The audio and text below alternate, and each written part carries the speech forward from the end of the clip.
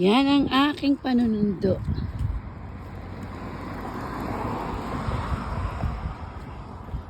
Okay.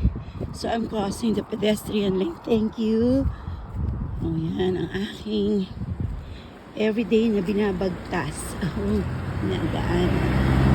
Okay, so kasi every Thursday half day po lang po talaga yung pamangkin ko. So at 12 lalabas na sila. So Thursday po ngayon.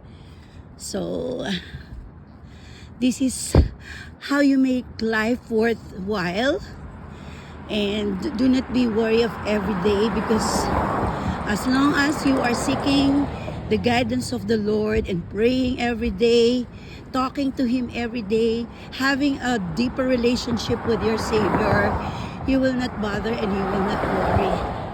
You will even not commit sins, because all in your mind is goodness, all in your mind is to please our Lord Savior Jesus Christ. We have that ability to control, ability to think if the actions will please our Lord Jesus Christ. So sa lahat po ng mga nakakapag-subscribe ng aking YouTube channel, lagi po akong magbibigay sa inyo ng a verse a day, food for our soul. Lagi ko pong sasabihin, man does not live on bread alone, but on every word that God speaks.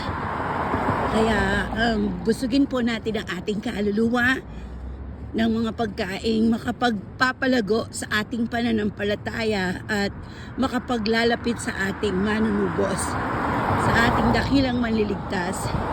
And that is Jesus Christ, our personal Savior.